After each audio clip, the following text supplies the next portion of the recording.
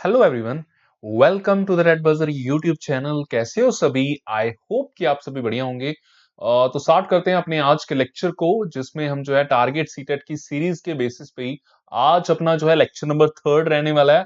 और इसमें हम जो है सीडीपी के जो है कुछ मोस्ट इंपोर्टेंट एमसीक्यूज को हम जो है डिस्कस करने जा रहे हैं वन बाय वन। तो स्टार्ट करते हैं इन्हीं को। और उससे पहले आपके लिए हमेशा की तरह की इंपॉर्टेंट इन्फॉर्मेशन की एक कंप्लीट सीडीपी का जो कोर्स है वो लॉन्च कर दिया गया है।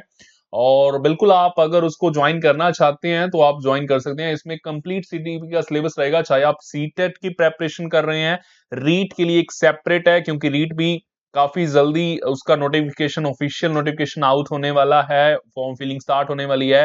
एचटेट के लिए भी जो है हमारी जो है एक सेपरेट कोचिंग स्टार्ट हो चुकी है। पीएस सेट के लिए तो हमने पहले ही स्टार्ट कर दी थी, आपको पता ही है।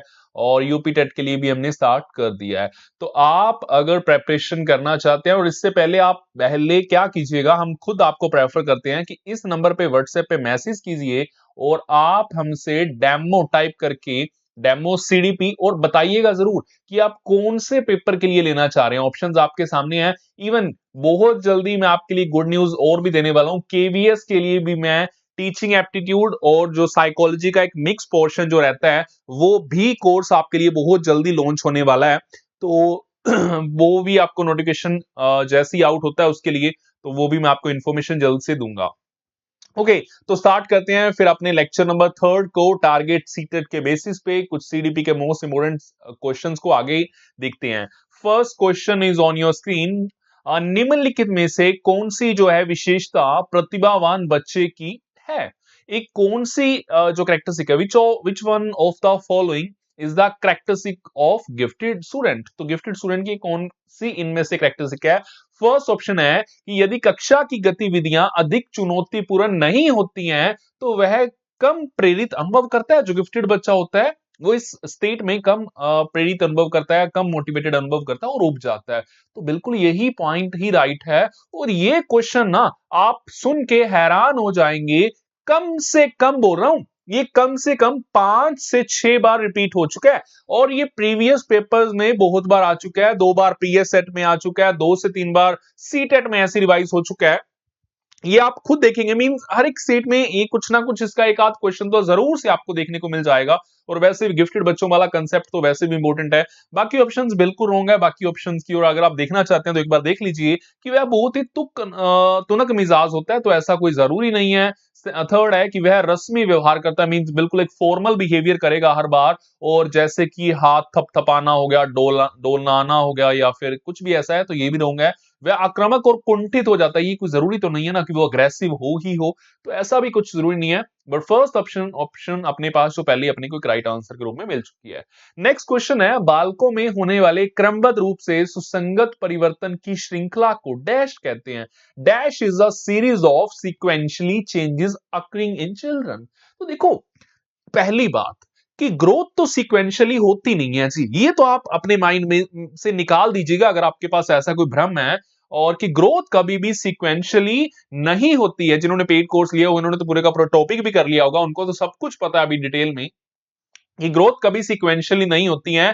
जो सीक्वेंशियली होती है तो वो क्या होती है? उसका आंसर है development. Development is a sequentially process, वो एक सीक्वेंस में चलती है। उसी के बेसिस पे हम भी बात करते हैं। वैसे आप जानते होंगे सेफेलोपोडल ट्रेंड के रिगार्डिंग और प्रॉक्सिमल डिस्टल ट्रेंड, तो वही तो एक ट्रेंड है जिसके बेसिस पे आगे आगे बढ़ते चला जाता है विकास। तो उसको हम जरूर ध्यान में रखेंगे, तो वो विकास के तहत ही देखने को मिलता है। कभी भी ये भूल मत कीजिएगा कि उसको आप वृद्धि के साथ आप अटैच कर दे रहे हैं। तो बाकी तो ऑप्शंस वैसे ही होंगे जी, संस्कृत भी नहीं होगा, समावेशन भी रोंग है। तो वो अपने पास एक बेस्ट ऑप्शन मिल चुका है। नेक्स्ट थर्ड क्वेश्चन, मानव विकास की वह अवस्था जिसे सुनहरी अवस्था कहा जाता है वह है the stage of human development is called golden age this is. तो एक बात की जा रही है कि हम गोल्डन एज बोलते हैं, जीवन का एक सुनहरी काल है, गोल्डन पीरियड ऑफ लाइफ भी आप इससे बोल सकते हैं। तो वो कौन सी अवस्था? ऑप्शंस है आपके सामने। शैशव अवस्था, इन्फेंसी पीरियड जो कि होती है बर्थ से 2 इयर्स तक हम जानते हैं। चाइल्डहुड पीरियड 2 to 6, या 3 to 2 to 12 इयर्स। अगर 2 to 6 की बात करेगा तो वो ओनली अर्ली चाइल्डहुड होगी। और 6 to 11 या 12 इयर्स की ओर लेके चल रहा है तो वो फिर लेटर चाइल्डहुड होगी। तो ये सब बातें तो नहीं है ना इसमें से, और ना ही एडोलसेंस। अभी अगर हम बात करें मींस इसकी कोई डिवीजन तो आपके पास नहीं दी हुई, और यहाँ पे एडोलसेंस तो वैसे ही रॉन्ग है, ना ही अडल्टहुड हो सकता। बस एक जो राइट आंसर है वो बाल्यावस्था ही है। इसके दौरान के जो अनुभव होते हैं, वो बचपन के अनुभव जो हैं वो कहलाते हैं एक गोल्डन पीरियड के अनुभव उन्हें, और उस एज को कहा जाता है गोल्डन एज। तो ये काफी इंपॉर्टेंट पॉइंट। नेक्स्ट है, निम्नलिखित में से कौन सा वृद्धि और विकास के सिद्धांतों से संबंधित नहीं है? Which of the following is not the principle of growth and development? तो इसके रिगार्डिंग समझते हैं। अभी चार प्रिंसिपल्स अपने सामने रख दिए जा रहे हैं। प्रिंसिपल ऑफ कॉन्टिन्यूटी मीन्स निरंतरता का सिद्धांत, सेकंड है वर्गीकरण का सिद्धांत, प्रिंसिपल ऑफ क्लासिफिकेशन।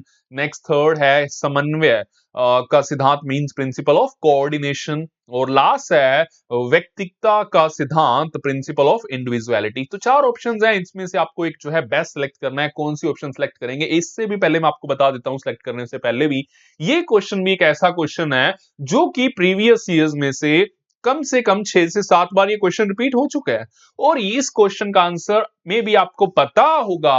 अगर नहीं पता है तो मैंने टिक कर दिया है कि वर्गीकरण का सिद्धांत ही इसके लिए एक राइट आंसर है, प्रिंसिपल ऑफ क्लासिफिकेशन। देखो, क्लासिफिकेशन का कोई प्रिंसिपल नहीं होता, हम जानते हैं कि डेवलपमेंट टिल डेथ तक ये चलती रहेगी, तो ये फर्स्ट ऑप्शन तो राइट था।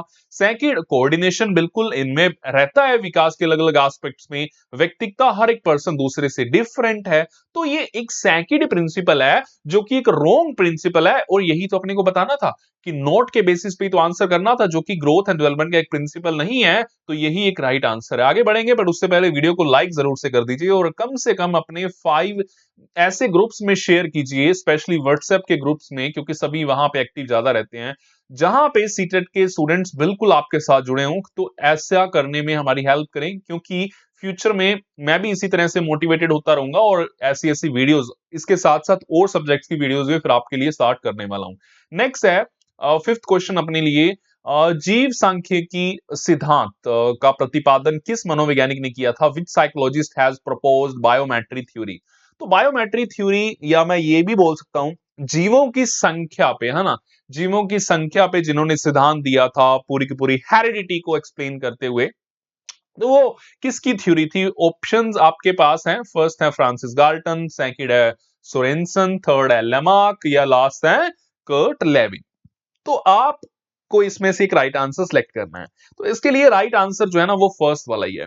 सर फ्रांसिस गाल्टन ही वो फर्स्ट पर्सन थे, या मैं अगर बात करूं कि एक वो वैलिड पर्सन, एक वैलिड आंसर आपके लिए, जिन्होंने बायोमेट्री थ्योरी दी हुई थी, और इन्होंने प्रॉपर ये बताया हुआ था कि किस एक पर्सन पे एक बच्चे की हेरिडिटी कितने प्रतिशत या कितने परसेंट निर्भर करती है।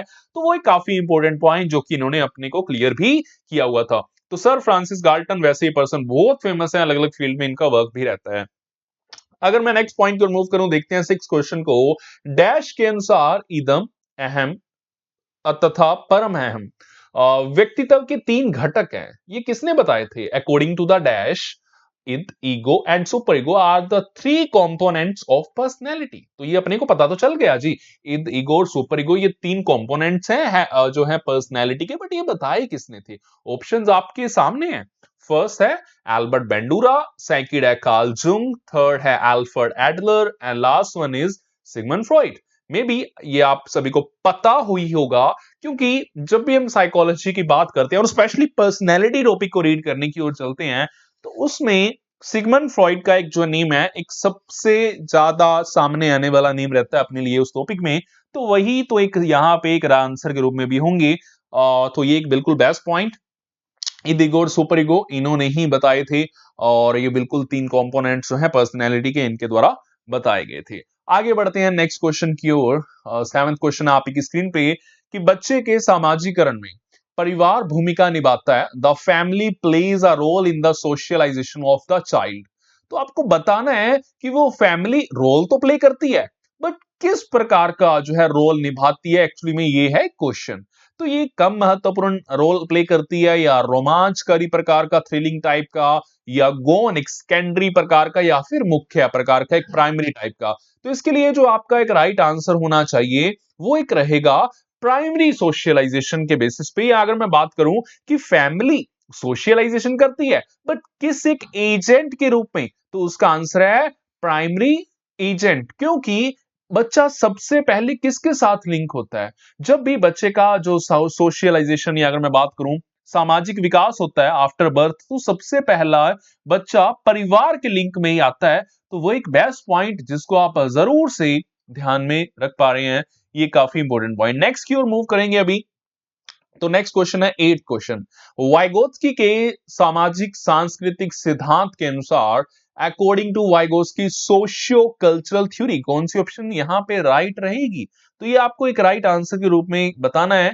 तो देखते हैं उसी के रिगार्डिंग कि संस्कृति और भाषा कल्चर एंड लैंग्वेज विकास में महत्वपूर्ण भूमिका निभाते हैं। ठीक है जी, सेकंड की ओर बढ़ते हैं। बच्चे अलग क्षेत्र में चिंतन करते हैं और वे पूर्ण परिप्रेक्ष्य नहीं लेते। नहीं, ये गलत है, ऐसी कोई बात वाइगोत्स्की नहीं करते थे। थर्ड है कि यदि निम्न आयु पर अमूर्त सामग्री को प्रस्तुत किया जाता है तो बच्चे अमूर्त तरीके से ही चिंतन करते हैं, ऐसी बात भी वाइगोत्स्की नहीं करते थे। तो ये पहली तो नहीं बोलूंगा, बट ये दो आगे वाली ऑप्शंस रॉन्ग हो गई हैं। लास्ट ऑप्शन है अभी अपने पास पेंडिंग, स्वयं निर्देशित जो वाक होते हैं मींस प्राइवेट स्पीच, बात की थी ना वाइगोस्की ने, हमको पता है। और क्या बोल रहा है इसके रिगार्डिंग कि ये जो है ना प्राइवेट स्पीच ये सहयोग का निम्नतम स्तर है। यहाँ पे प्रॉब्लम आ गई। देखो निम्नतम स्तर होना ये तो कुछ सही नहीं है ना, उसने तो काफी इंपॉर्टेंस दी थी प्राइवेट स्पीच को, और ये तो यहाँ पे रोंग बात बोल रहे हैं फिर वो। और यहाँ पे अभी अपने पास कौन सी ऑप्शन पेंडिंग रहेगी? फर्स्ट ही है, तो वही अपने पास इस क्वेश्चन का आंसर भी है कि culture and language plays a important role, है ना। ये हमें पता है कि एक व्यक्ति के जो विकास में जो है काफी महत्वपूर्ण भूमिका निभाते हैं एक पर्सन की डेवलपमेंट में। तो वही बात वाइगोस्की भी करते थे, और वैसे भी वाइगोस्की लैंग्वेज फर्स्ट और थॉट सेकंड होने की बात करते हैं। तो वो एक काफी इंपॉर्टेंट पॉइंट है जिसको आप ध्यान में भी रखेंगे। आगे बढ़ेंगे, बट इससे पहले एक इंपॉर्टेंट अपडेट कि आप टेलीग्राम के चैनल को हमारे ज्वाइन कर लीजिए, काफी इंपॉर्टेंट अपडेट्स आपको वहां पे मिलती रहेंगी। फेसबुक के पेज को लाइक कर सकते हैं और इंस्टाग्राम पे भी हमें फॉलो कर सकते हैं, ताकि आपको कुछ इंपॉर्टेंट अपडेट्स वहां पे मिलती रहें। आगे बढ़ते हैं नेक्स्ट क्वेश्चन की ओर, जो है जेंडर इज अ डैश या जेंडर इज अ और एन। ठीक है, इसके बेसिस पे आपको आंसर करना है। फर्स्ट है बायोलॉजिकल एंटिटी है, मींस एक जैविक जिस तत्व के आधार पे यहाँ पे बात कर रहा है। सेकंड है कि फिजियोलॉजिकल कंस्ट्रक्शन है, कि एक जो शारीरिक संरचना है, या फिर एक इनेट क्वालिटी है कि एक जन्मजात जस्ट एक गुण गुण है, या फिर एक सोशल स्ट्रक्चर है, या मैं ये भी बात कर सकता हूं पंजाबी में कि या पंजाबी या हिंदी में ये एक सामाजिक संरचना है। तो यहाँ पे आपको एक राइट आंसर करना है। तो ये क्वेश्चन काफी टाइम्स रिपीट हो चुका है, तो इसके लिए एक राइट आंसर भी सोशल स्ट्रक्चर या सामाजिक संरचना है। देखो जेंडर वो जो समाज ने बना दिया है, तो वो एक बात हो रही है यहाँ पे। ये नहीं कि जो अपने को बर्थ से जो बाय बर्थ अपने को जो मिला वो जेंडर नहीं है। अगर आप वैसा सोचते हैं जेंडर के रिगार्डिंग साइकोलॉजी की फील्ड में, तो वो जेंडर नहीं है, वो सेक्स है कि आप बाय बर्थ क्या हैं, आप लड़का हैं या लड़की हैं, तो वो आपका सेक्स है। बट अगर हम बात करें कि जो समाज ने आपको रोल्स प्रदान कर दिए हैं और उसके बेसिस पे आपकी एक आइडेंटिटी है, तो वो जो आइडेंटिटी है वो किस आधार पे है, तो वो भी आपको क्लियर भी हो गया होगा कि वो हमारी सबकी सब सोशल कंस्ट्रक्शन के बेसिस पे है। तो वो हमारा वो पॉइंट रहा। नेक्स्ट क्यों मूव कर रहे हैं अभी। तो 10th question is on your screen कि कोई शिक्षिका अपनी जो है कक्षा फर्नीचर की तीखी धार वाले किनारों को रुई से जो है ढका रखने को कहती है, और छुओ और अनुभव करो मींस टच एंड फील, ऐसा वो बोल रही है। वाले सूचना पट्टों का जो है वो प्रयोग करने को कह रही है। ठीक है, ये बात वो बोल रही है। और वह किस वर्ग के जो है विशेष शिक्षार्थियों की मींस वो किस एक स्पेसिफिक ग्रुप के जो है वो बच्चे हैं जिनकी आवश्यकताओं की पूर्ति करने के लिए वो प्रयास कर रही है। देखो यहाँ पे आप क्लियर करने की कोशिश करें, ये तीखी धार वाले किनारे उसने बोल दिए, तो और दूसरी ओर से उसको रुई से मींस उसको कॉटन बर्ड से ढकने की बात कर रही है, और दूसरी ओर एक और बात उसने बोल दी है कि छुओ और टच एंड फील, है ना। तो छूकर अनुभव करो मींस उनको छूकर अनुभव करने को बोल रही है कि हाँ एक यहाँ पे ना एक तीखी नोक है, और जिसको हम हटा तो सकते नहीं है, या आज हमारे पास कुछ ऐसे इंस्ट्रूमेंट्स नहीं है या पॉसिबल नहीं हो पाएगा इसको हटा पाना, तो उसके ऊपर क्या कर दिया जा रहा है, एक रुई के बर्ड्स लगा दिए जा रहे हैं, कॉटन बर्ड्स लगा दिए जा रहे हैं कि उन बच्चों को चोट ना लगे, और उन्हें उसके बाद इनको टच करवा के फील करवाया जा रहा है कि बच्चों अगर आपको ऐसा टच करने पे फील हो तो वो फिर आप समझ लीजिएगा कि यहां से आपको खतरा है। तो वो बच्चे कौन से बच्चे हैं जी? आई होप कि अभी तो आपको आगे बताने की भी जरूरत नहीं है, इतनी एक्सप्लेनेशन दे दी। तो इसके लिए right answer visually challenged learner होंगे जी, क्योंकि उनको दिखाई नहीं देता होगा, इसलिए वो बातें कर रही हैं। क्योंकि वो बच्चा जब देख नहीं सकता, तो बट आगे अगर वो ऐसा टच करके फील कर पाएगा तो उसको क्लियर हो जाएगा कि यहां पे मेरे लिए कुछ ना कुछ घटना हो सकती है, तो मुझे इससे बच के रहना होगा। तो ये एक पॉइंट, काफी इंपोर्टेंट पॉइंट जो क्लियर होता हुआ। नेक्स्ट है 11th क्वेश्चन, अभी इसी को देखते हैं। संज्ञान और संवेग मींस कॉग्निशन एंड इमोशन के बारे में निम्नलिखित कथनों में से कौन सा कथन सही है? Which of the following statement is correct regarding cognition and emotions? तो इसके लिए आप देखते हैं, फर्स्ट पॉइंट है कि संज्ञान और संवेग एक दूसरे से क्या है, एक स्वतंत्र प्रक्रिया है। ये बात हम जानते हैं, एक बिल्कुल रॉन्ग पॉइंट है और इसको हम राइट नहीं कर सकते। कॉग्निशन एंड इमोशंस तो दोनों इंटर रिलेटेड है, तो ये तो रॉन्ग है। नेक्स्ट है कि संज्ञान और संवेग परस्पर जुड़े हैं और एक दूसरे को प्रभावित करते हैं। ये बात वही बोल रहा है जो हम चाहते हैं कि cognition and emotions are inter related and they influence each other, तो बिल्कुल वो एक दूसरे को प्रभावित भी करते हैं। तो ये पॉइंट हम एक बार साइड पे कर लेते हैं, बाकी आगे की ओर बढ़ते हैं। नेक्स्ट है थर्ड ऑप्शन कि संज्ञान संवेगों को प्रभावित करता है। ठीक है, करता है, कुछ भी इसमें डाउट नहीं है, किंतु संवेग संज्ञान को प्रभावित नहीं करता। नहीं जी, ये रोंग है, दोनों ही एक दूसरे को प्रभावित करते हैं, यही एक राइट पॉइंट है। तो यहाँ पे एक ऑप्शन गलत थी, इसलिए हम एक के साथ ही आगे बढ़ेंगे, वही जो फर्स्ट है अभी अपने पास, सेकंड ऑप्शन। नेक्स्ट और लास्ट पॉइंट है इसमें कि संवेग संज्ञान को प्रभावित करते हैं किंतु संज्ञान संवेगों को प्रभावित नहीं करता। तो ये भी तो थर्ड की तरह बोल रहा है, तो अपने पास एक बेस्ट ऑप्शन अपने को मिल चुकी है, तो सेकंड ही एक बिल्कुल एक राइट आंसर। मूव करते हैं नेक्स्ट क्वेश्चन की ओर। 12th question is on your screen. According to Jean पियाजे, schema building occurs as a result of modifying new information to fit existing schemes। पियाजे के अनुसार बात की जा रही है कि एक ऐसा स्कीमा बिल्ड करने की जो कि देखने को मिलता है कि modifying new information to fit existing schemes, कि आप जो एक आपके पास पहले से जो इंफॉर्मेशन है ना, वो चेंज हो रही है न्यू इंफॉर्मेशन के साथ, and modifying old schemes as per new information, कि एक तो वो बात कर रहा है, बस आप उसमें फिट कर रहे हैं कि पुराने ज्ञान में नया ज्ञान आप जोड़ रहे हैं। पहली प्रक्रिया तो उसमें वो बोल रहा है, और दूसरी प्रक्रिया वहां पे वो बात कर रहा है कि आप उसको परिवर्तित कर रहे हैं, उसको मॉडिफाई कर रहे हैं, या मैं बात करूं आप अपडेट कर रहे हैं पुराने स्कीमा को एज पर न्यू इंफॉर्मेशन, की नई जानकारी अभी आपके पास आई है और उसको आप उसी जानकारी के साथ अपडेट कर रहे हैं। तो ये फिर दो प्रक्रियाओं की बात कर रहा है। अब ये दो प्रक्रियाओं तो आपको पता होगी, एक तो यहां पे बात कर रहा है एसिमिलेशन की, एक कर रहा है जी एकोमोडेशन की। एसिमिलेशन जिसको हम जानते हैं आत्म सात्मीकरण, और दूसरी ओर जो अपना एकोमोडेशन है उसको हम जानते हैं समायोजन। ये तो अपने को क्लियर है कि ये दो बातें तो यहां पे आने वाली हैं, बट ऑप्शन कौन सी बेस्ट रहेगी यही तो देखना है अपने को। तो ऑप्शंस देखिए, यहां पे आपके पास एक में तो एसिमिलेशन पहले है, और नहीं ये नहीं, ये नहीं, यहां पे एक तो जो है अपने पास एसिमिलेशन, एकोमोडेशन और अडेप्टेशन है। एसिमिलेशन और अडेप्टेशन है, ठीक है चलो, और आगे ये एक एसिमिलेशन वाली ऑप्शन है। थर्ड वाला तो हो ही नहीं सकता, इक्विलिब्रियम तो उसने कहीं पे भी किया नहीं है, और मॉडिफिकेशन की बात तो ऐसा कोई डायरेक्ट बेसिस पे बात तो प्याजे करते नहीं थे, तो थर्ड तो बिल्कुल रॉन्ग है। अभी एक में दोनों की बात होनी चाहिए, तो ये वैसे रॉन्ग होगी। अभी पेंडिंग कौन सी रही, डी। ये तो आपके लिए वैसे भी इजी हो गया थोड़ा सा। हालांकि अगर आप जाने, आपके लिए कंफ्यूजन ये क्रिएट कर सकता है कि पहले सिमुलेशन या पहले अकोमोडेशन। तो पहले सिमुलेशन ही है, क्योंकि ओल्ड में आप न्यू लिंक करके आप जो है उसमें जोड़ रहे हैं, तो ओल्ड में जब भी न्यू जुड़ेगा तो एसिमिलेशन होगा, बट अगर ओल्ड मॉडिफाई हो जाएगा तो वो होगा एकोमोडेशन। नेक्स्ट क्यों मूव कर रहे हैं, एक आदर्श अध्यापक आइडियल टीचर में पाया जाने वाला गुण है। तो आइडियल टीचर में कौन सा गुण पाया जाना चाहिए? फर्स्ट है लोकतांत्रिक दृष्टिकोण, मींस एक डेमोक्रेटिक दृष्टिकोण होना चाहिए हर एक टीचर में, बिल्कुल राइट है जी। नेक्स्ट है विषय वस्तु पर अधिकार, मींस उसके कंटेंट मैटर पे ना, जो भी उसका कंटेंट है, मैटर है, जो उसका मटेरियल है, उस पर पूरी तरह से उसकी पकड़ होनी चाहिए, सही है ये भी। नेक्स्ट है बाल मनोविज्ञान का उसको ज्ञान होना चाहिए, नॉलेज ऑफ चाइल्ड साइकोलॉजी, तो ये भी बात बिल्कुल सही कर रहा है कि उसको चाइल्ड साइकोलॉजी की नॉलेज भी होनी चाहिए, बच्चों को कैसे टीच करना है, तो वो भी एक एजुकेशनल साइकोलॉजी के साथ आगे लिंक हो जाती है ये भी।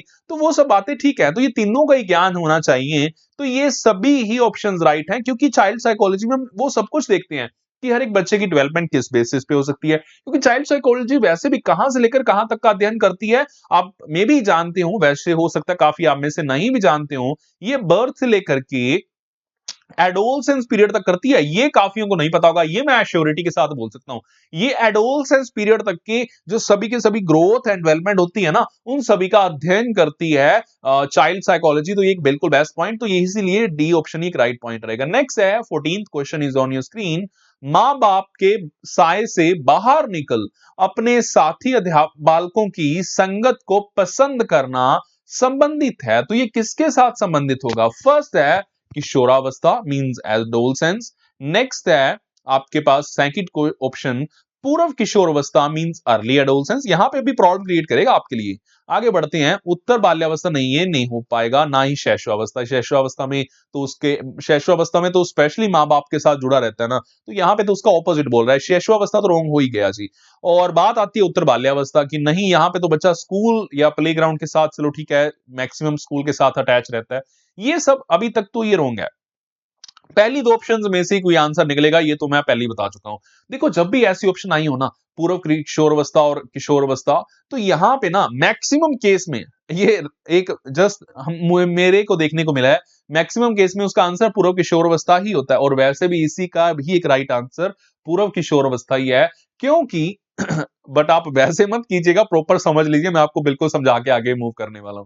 क्योंकि यहां पे बात कर रहा है कि बच्चा माँ बाप के साइन से निकल जाएगा, मींस उनकी केयर में अभी नहीं रहने वाला, वो मूव कर जाएगा किसी साथी बालकों की संगत में, मींस किसी ग्रुप का परमानेंट मेंबर बन जाएगा, ये तब की बात कर रहा है, और वो होता है अर्ली एडोलसेंस में। नेक्स्ट क्वेश्चन आप एक स्क्रीन पे, in a progressive classroom setup the teacher facilitates learning by providing an environment that.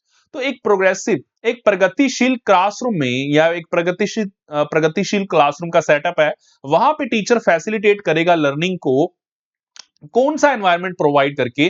First option है प्रमोट्स डिस्कवरी, सेकंड है रिस्ट्रिक्टिव मींस कुछ बंधन वाला वातावरण, नेक्स्ट है कि थर्ड डिस्करेज करेगा इंक्लूजन को मींस समावेशन को हतोत्साहित करेगा, ये भी गलत है। नेक्स्ट है कि एनकरेज करेगा रेपिटेशन को, रिपीट कराया जाएगा बार बार, तो ये भी एक रोंग पॉइंट है, ये तीनों ही रोंग है। बट ये प्रमोट करेगा डिस्कवरी को, खोज को, बच्चा खोज करके सीखे, क्योंकि बच्चा यहाँ पे अपनी जो है प्रॉपर खोज की अगर हम बात करें, अगर वो खोज करके सीख रहा होगा, प्रॉपर आगे बढ़ रहा है उसके आधार पे, तो क्या एक इसके साथ एक बढ़िया पॉइंट अपने को देखने को मिल जाएगा, क्योंकि बच्चा लर्निंग बाय डूइंग के साथ भी आगे बढ़ रहा होगा। डिस्कवरी की एक सबसे बड़ी एडवांटेज ये रहती है, क्योंकि बच्चा डिस्कवरी में लर्निंग बाय डूइंग भी कवर कर जाता है, तो ये एक बेस्ट पॉइंट, बच्चे की लर्निंग काफी लॉन्ग टाइम तक चलने वाली है। बाकी एक इंपॉर्टेंट इंफॉर्मेशन, जिन्होंने भी कंप्लीट सीडीपी का कुछ क्रैश कोर्स ज्वाइन करना है, आप में से जो भी ज्वाइन करना चाहते हैं, तो वो कंप्लीट सीडीपी का सिलेबस जो है हम कवर करवा रहे हैं, और मैं खुद उन्हीं लेक्चर्स को कवर कर रहा हूं, उन्हीं लेक्चर्स के बाद आपके लिए सिलेबस। तो आप वो एक बिल्कुल एक वीडियो लेक्चर्स ही रहेंगे, कोई उनकी पीडीएफ नहीं मिलने वाली आपको, ये मैं पहले से ही बता दे रहा हूं। जो भी वैल्यू है सब इन्हीं वीडियो लेक्चर्स की है, जो मेरा जस्ट मैं सब जो आपको प्रोवाइड करूंगा बस ओनली वीडियो लेक्चर्स ही रहेंगे।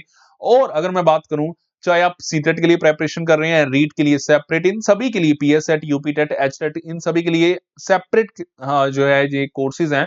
आप किसी भी पहले क्रैश कोर्स के लिए डेमो लीजिए, अगर डेमो पसंद आता है, अच्छा लगता है, तो आगे अगर आप क्रैश कोर्स या उस सीडीपी के कंप्लीट कोर्स को ज्वाइन करना चाहते हैं तो जरूर ज्वाइन कर लीजिए। और चाहे आप सिलेबस की इंफॉर्मेशन चाहते हैं, तो सब के लिए मुझे जो है इसी नंबर पे व्हाट्सएप पे मैसेज कर दीजिए। और एक बात जरूर से कि मुझे आप मेंशन जरूर से करिएगा कि आप कौन से टीईटी के लिए प्रिपेयर होना चाहते हैं। केवीएस के बैचेस भी काफी जल्दी हम स्टार्ट करने वाले हैं, टीचिंग एप्टीट्यूड और साइकोलॉजी का जो मिक्स पोर्शन आता है वो भी मैं आपके लिए कवर करूंगा, चाहे वो पीआरटी के लिए हो, चाहे टीजीटी के लिए, ठीक है, चाहे पीजीटी के लिए, वो मैं सारे का सारे का कवर करूंगा। बाकी टेलीग्राम के चैनल को आप जरूर से ज्वाइन कर सकते हैं, फेसबुक पेज को लाइक कीजिए, इंस्टाग्राम पे फॉलो कीजिए ज्यादा अपडेट्स के लिए, ताकि इंपॉर्टेंट इन्फॉर्मेशन आपको यहीं पे मिलती रहेंगी, और लिंक इन सभी का डिस्क्रिप्शन में है। बाकी बिल्कुल टेट बजर को न्यू जो भी आज के व्यूज हैं, चैनल सब्सक्राइब करके जाएंगे, बेल आइकन को प्रेस करके जाएंगे, ताकि आप कमिंग नोटिफिकेशंस वीडियोस का नोटिफिकेशन आपको मिलता रहे। और बिल्कुल वीडियो तो अच्छी लगी होगी तो लाइक एंड शेयर भी जरूर से कीजिए, मैक्सिमम फ्रेंड्स तक शेयर कीजिए, ताकि हम भी उससे मोटिवेट हों और आप तक और भी कुछ ऐसी वैल्यूएबल वीडियोस लाते रहें। ओके जी, बाय बाय, मिलेंगे कुछ ऐसे और इंपॉर्टेंट लेक्चर्स के साथ।